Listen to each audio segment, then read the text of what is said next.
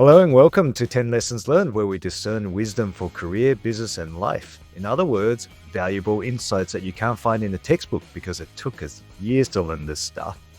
My name is Jeffery Wang, and the founder of Professional Development Forum and your host today. This podcast is sponsored by the Professional Development Forum, which helps diverse young professionals find fulfillment in the modern workplace, which is why we're all very excited to be joined by Marissa Nichol today. Because Marissa is what you could call a digital nomad.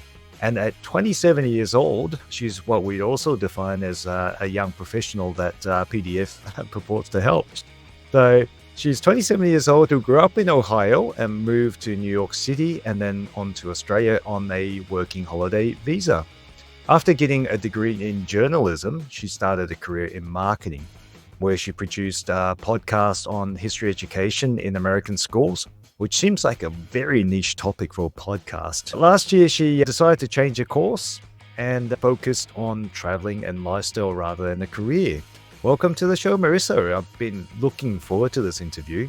Yeah, thank you. I'm excited to be here. Well, you also take out the title for the very first millennial. In fact, are you a millennial or are you Gen Z? Because 27, I just looked it up, is like right at the cutoff. Yeah, I'm definitely a millennial Gen Z cusp.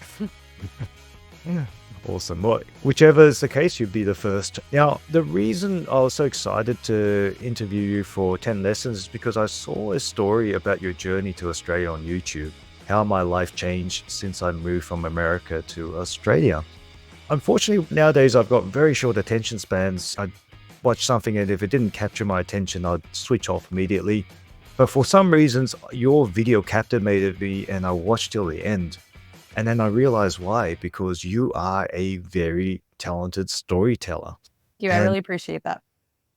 Yeah, and that video really resonated a lot with me because I saw that you had experiences and wisdom way beyond your years. The very fact that you're already over the corporate rat race at 27 is something I think is quite impressive that you already saw through all that. And I was hoping that you would be able to help reach some of our younger listeners who would definitely be benefiting from your wisdom and hopefully inspire a alternative successful life. So that's jump straight into it then. You say for lesson number 1, you say everyone has their own definition of what success look like. What made you come to that realization? Yeah, so this one I felt like was a bit cliche, but it is something that I've heard a lot in my life and I think is really true. When I was growing up, it was always like, if you love your job, like you'll never work a day in your life, and success was always tied to career. And then like somewhere along the line, I was like, success can also be tied to different things like lifestyle or your choice in having a family or not having a family, marriage and not getting married. And it can be tied to money, but it could also be tied to community. I want people to not focus on career so much when it comes to success. Yeah. And look, a lot of us fall into that trap, right? I mean, I remember in my younger years, career kind of defines who we are as a person. It was part of our identity. And when you're young, success seems to be exactly that. How do you come to that realization? I mean, how do you know that ultimately it's not your career that defines you? Yeah. Well, because I had started out really from the time I was in high school, through college, through moving to New York, I was so focused on getting a cool job, being really successful in my career. I was like, yeah, I want to someday work for the New York Times. And I think I also got caught up in New York as well with career, like having a cool job and meeting cool people. And I think when you're in a big city like that, you see other people doing it and you really want that.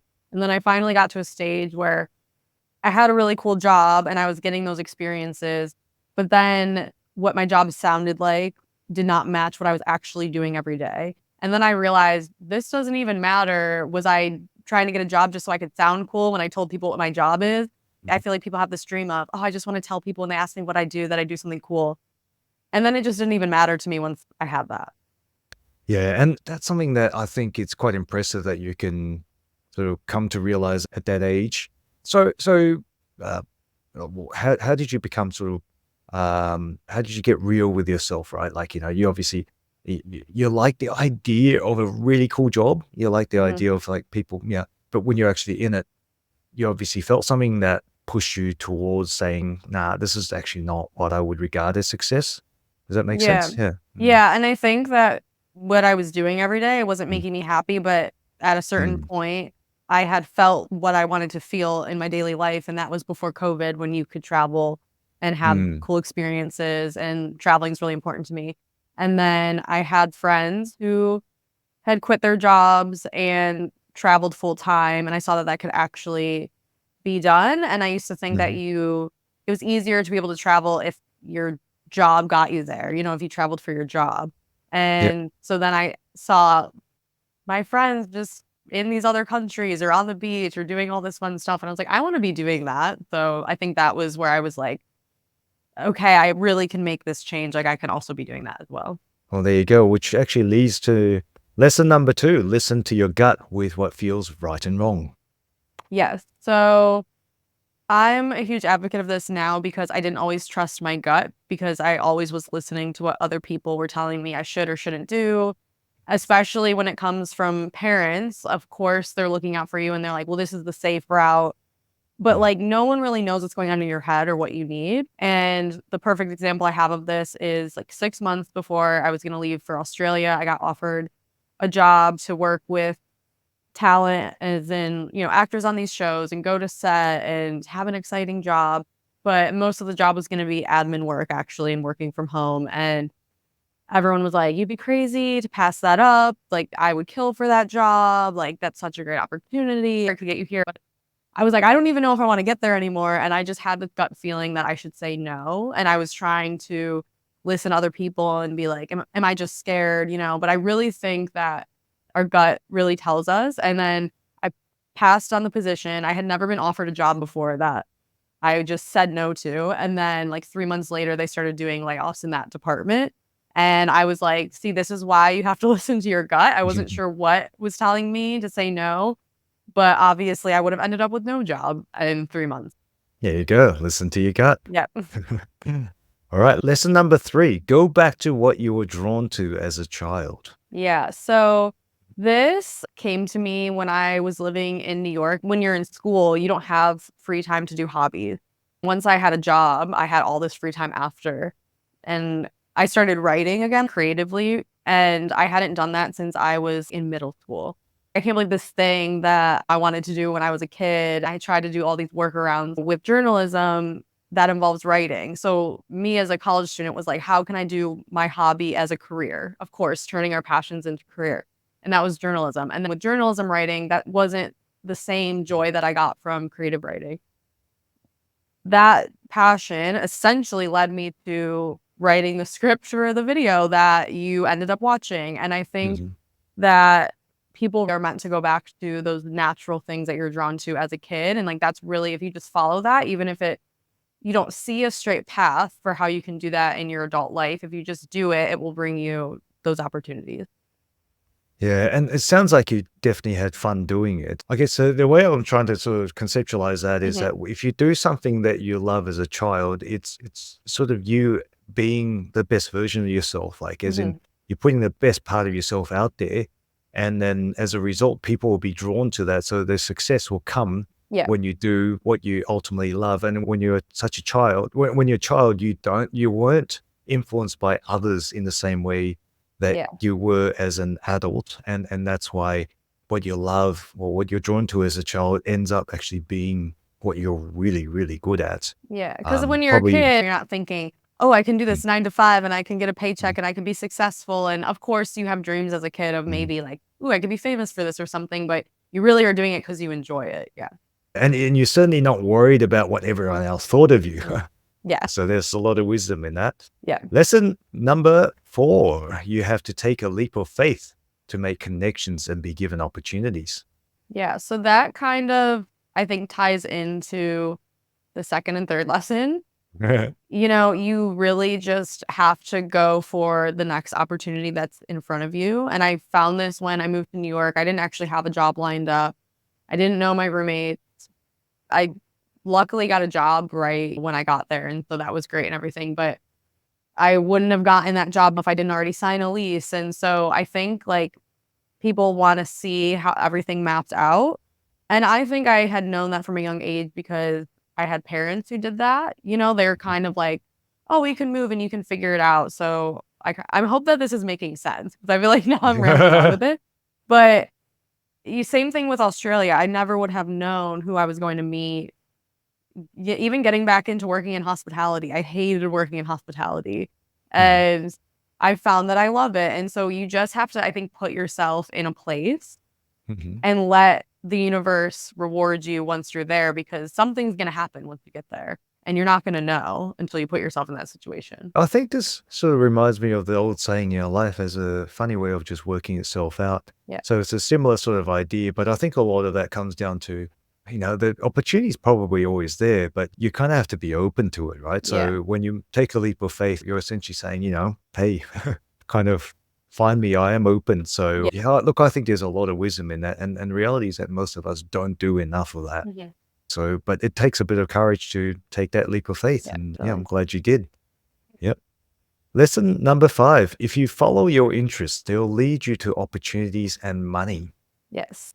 So again, I think this all kind of ties in together of like what we were just talking about, but I think like YouTube is a perfect example of this. So Mhm. when I made my YouTube, I actually did not have any intention of making ad money, having other people watch it. I genuinely set that up as something for my family to watch at home Mhm. and was making videos again just out of passion and interest. And I've always loved doing stuff with video and audio as hobbies and Mhm. again writing. And it was just a sort of a way for me to work on something and have a constant thing to work on in this, new place and in my free time. And it was such basically when I didn't know anybody when I first moved.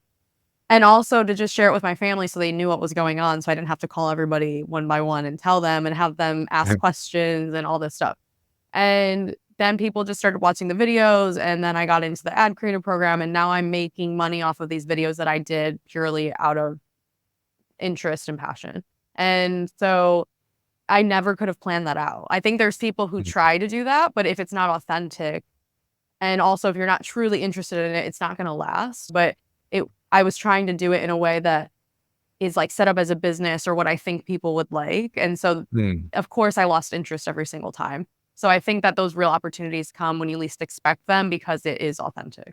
Oh, 100%. And I think that explains why I was drawn to your video more than, I suppose others. And you're absolutely right. People Yeah. tend to get drawn to these authentic moments. And great to hear that you're actually able to make money from what is effectively your interest. But quite frankly, you're probably very good at it because you are interested, because you Mm. are passionate about it. And perhaps that's something that we should be all doing more in our lives. Okay, moving on. Lesson number 6, find your people and your hobbies. Find your people. What do you mean by your people? So I feel like, again, when you're in certain environments, you're around certain types of people. And Mm. sometimes you're in a place where you may not like anybody or not even like anybody, but just not feel like they're your people. So I think, like in college, I was always around people where maybe I didn't really feel like I was 100% present with them and they were Mhm. great, but it just was like, I didn't really feel like they were my people. I don't know how else to say that really. And I think once I was able to create my own life after school, because of course I was in school to get a degree, so I wasn't Mhm. necessarily choosing my environment. And then when I got to New Mm. York, I was with like-minded people. And I just feel like that progressed my life and Mhm. my interests and success and just my happiness every day so much. And I think it's just really important because I think people, that's what keeps you going. And if you know you're in the right place and you feel like you have this kind of mutual connection and you have that Mhm. support, that really can do a lot for you. And I think my last year in New York, a lot of my friends had moved away. I think like my Mhm. true core friends who I love to hang out with every day, they were gone. And so I think that's part Mhm. of why I felt a bit of emptiness. And it's Mhm. hard when you live somewhere and it's a place where people come and go because that can happen a lot. So that's where I was like, where's the next place I'm going to go is somewhere where there's a bunch of people who want to travel full time. And I have met so many people who I feel like are like-minded and that encourage me to do the things that I'm talking about on this podcast versus ask me if that's the right choice that I'm making because they just get it. Mm. That's very intriguing. I've got 2 massive questions that came out of that. So first one, it sounds like what you're defining as your people are people who sort of share your same, I suppose, interest, values, worldviews, Mhm. people who basically that you feel like are like-minded, I think as you describe it. So that's that's very interesting because it's not just an age. It's when you're saying like-minded, it's not just an age thing or or even a cultural thing. It's people who shares, I suppose, your passions, your Mhm. likes and beliefs, right? But then Yeah. how do you find them? And Mhm. I'll relate that back to the fact that you lived in a big city like New York. There's a big transitory population. People come in and out.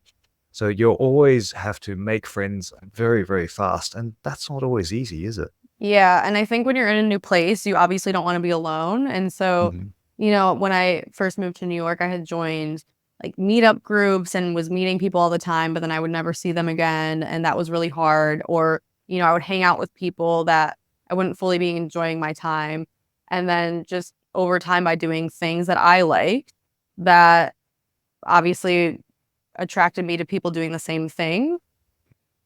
I mean, I'm a firm believer that those people just come into your life and then you Yeah. just like, I feel like I know right off the bat when it's somebody who I want to know for a long time. I also had to teach myself when, let's say, like 2 years after college, maybe, I had a friend from school who we did the same study abroad thing. We had this great connection. And then after the study abroad trip, we kind of lost touch a bit. Like we were still friends, but I didn't put in the effort to actually spend time with them. And then he ended up passing away. And that taught me a huge life lesson because I had that realization of I'll never be able to talk to this person again. I can never get back that time. I always thought, oh, we'll meet again one day. Maybe we'll live in the same city. From that point, I had started reaching out to people who I knew I had some sort of connection with. I've had friendships really grow from that. Mhm. And again, have given me a support system to do things like I never would have thought. I think it pushed me out of that comfort zone of instead of waiting for people to come to you, you can be the person to do that. I think I was always afraid of, oh, will they think I'm weird if I'm wanting to hang out with them or just things like that. You just kind of have to go with chances are that person's going to be thinking the same thing. Oh, 100%. And I think by being more proactive with the way you go about your relationships, you do find a much more fulfilling, you do develop much more fulfilling relationships in your life because you're not sort of waiting for it to happen, Hmm. which is very interesting because lesson number seven, it cracks me up. Sometimes the internet is your friend. So Yes. when is it your friend and when is it not? So this is probably an answer you're getting because I'm millennial Gen Z cuz. But I grew up what you would call chronically online. And when you grow up in Ohio and you're not around like-minded people, you get that like-mindedness from the internet. So a lot of people were heavily on Tumblr or MySpace or YouTube. And YouTube is how I found certain artists that I like that were on the radio that were playing in Ohio. And so I really looked to the internet to find people who I wanted to be like when I was older because I just wasn't Mhm. gonna see that in person. And even now as an adult, I have friends that I've met through Instagram who I've never met in real life, but who I go to for advice about things. And, I think the internet is amazing when it comes to you not feeling like you have that community that you can find it. And I think it makes you feel less lonely. And again, the Mm. internet is what showed me how I could move to Australia. I mean, I had known someone who had done the working holiday visa, but I would have never known where to start as far as what city I wanted to move to or how much money you make when you're there and all this stuff. And again, I get that from the internet. Where it can go wrong is obviously if you're getting maybe too addicted to your phone, if you're living maybe too much on your phone than in the present moment, or like on my YouTube, I get a lot of hate comments and I genuinely don't care, but I could see how that can Yeah. really affect people because some people are really mean. I think that's all the obvious bad things about the Mhm. internet. And of course, then you find things that aren't true. And you Mm. have to, I think, media literacy is really important and something that Yeah. I talked about on the podcast that I did. But again, I think that there's such a bad rap when it comes to social media and the internet, but it actually also gives you a lot if you know how to use it. Yeah, it's like a drug, right? Like if you use it properly, it could enhance your life, but if you abuse it, it could always go the wrong way. Mhm. And so, I think internet, it's like anything, you've just got to learn how to live with it and grapple with it. Yeah. But something you said actually triggered a bit of thought in me. It's like if you think about the olden days where there is no internet, Yeah. sometimes you have to read a book to find someone that you Mhm. truly share the worldview with. And this person that wrote the book may be dead for hundreds of years already. Whereas now we live in truly fascinating times that you can do this in real time across the world and Yeah. maybe meet people that shares that view and could be halfway around the world. So we truly do live in amazing, incredible times. Mhm. Lesson number 8, lean into your habits that brings you joy. Yeah. So this goes into the last one, obviously, because again, well, I mean, we already talked about how obviously like there's habits as far as your passion, maybe. But for me, my habit again was being online. And I find a lot of joy in like meme culture and niche things that again, my friends have no idea what I'm talking about, but someone on the internet knows what I'm talking about. That genuinely brings me joy. And you can't go to college and you can take a social media class and learn how to be a social media manager, but they're not going to teach you how to have a certain sense of humor or have an interest in a TV show. That's just something that was natural to me. My normal daily life habits is what got me a job in doing social media for TV shows and movies. So I think that now in this day and age, there are, going back to career, because obviously, like the job that I left is something that is someone's dream. And I also think it's amazing. And just say, like, because those are interests and habits that people have, there is a job for that. So, because there are people online spreading memes and everything, if that's your interest, you can be the person creating that stuff for people. And so, I think with that job and having a marketing job with people 30 years and under, like my director was 33. I was actually being rewarded for having a certain personality and a certain interest and a certain habit on social media that is maybe looked at as bad. So I do think that there is a place for everyone when it comes to certain careers. That's right, each their own. Mhm. Lesson number 9, get out of your headspace of what is scary. Yeah. So my mom might not like this when I say, but I grew up with a mom who's very protective when it comes to, when I was first traveling, she was like, be careful, be careful, be careful. Of course, she's gonna say that, right? Like, there's all these bad things that read that can happen to you and all this stuff.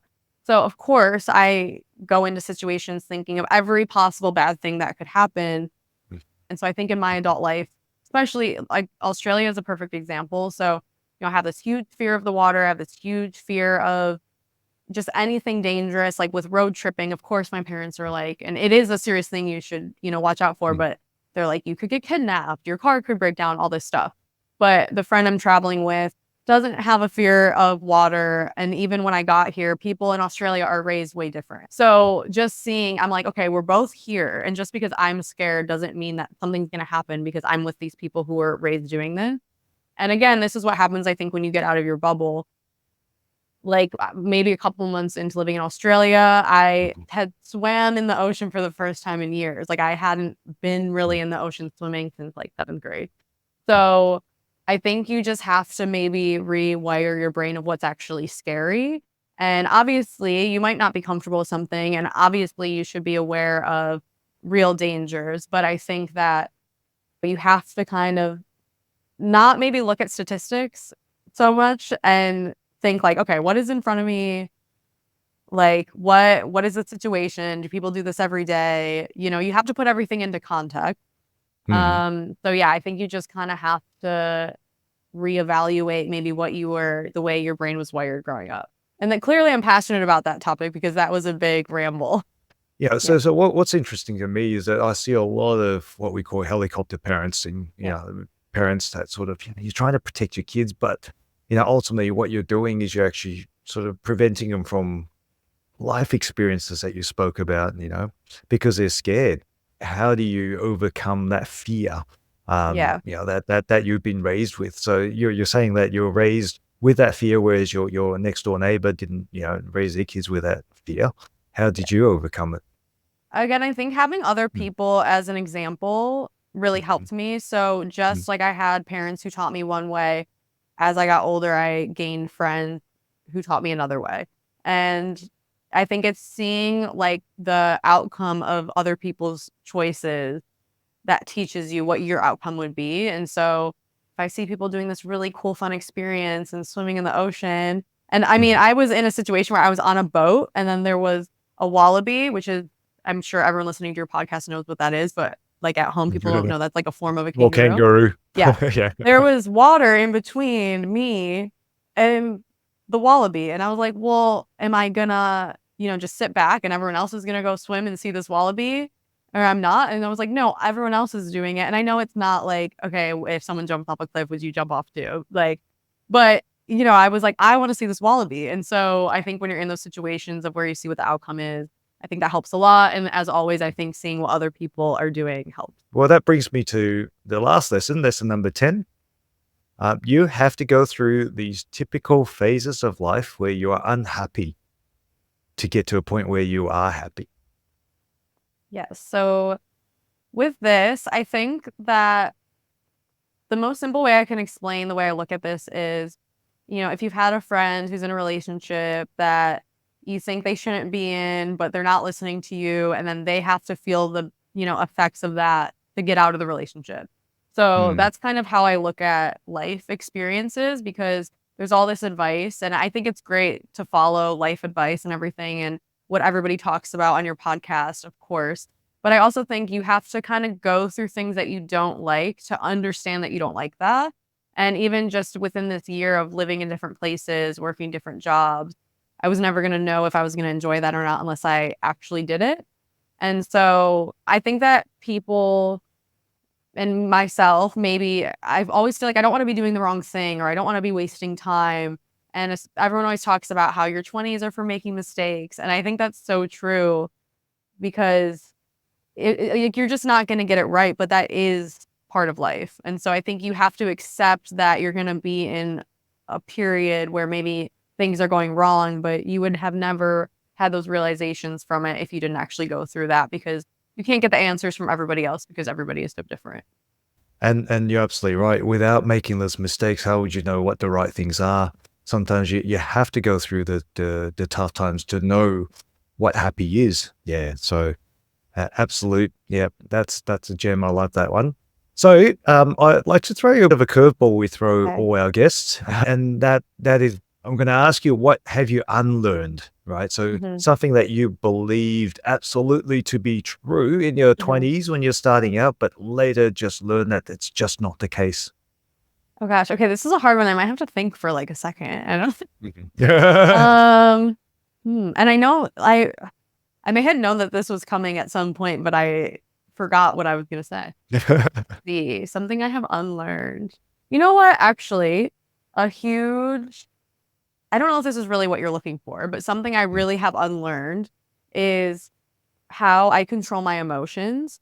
And I think this has helped me in workplaces, especially, because I think and of course, this always has to do with, how you grew up, you're coping, maybe how people in your family cope and everything. But I think in work situations, I'll use an example.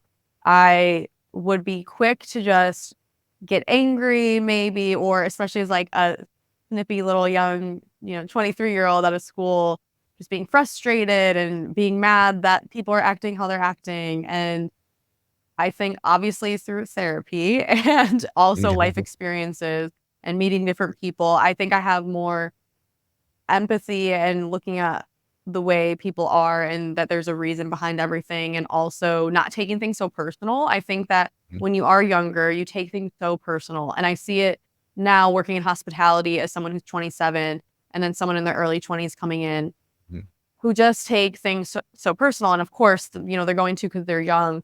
But I think that you have to unlearn how you deal with your emotions, because that's going to be an automatic thing. And I think that can help you in any situation. It can help you in your career. It can help you in your personal life and really put things into perspective.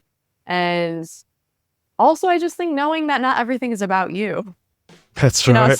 Sometimes things are about other people. And I think that's something that every young person can unlearn. I think when, especially young people, I went through it, see people go through it. I have younger siblings. When you gain knowledge, you think that you know everything, right?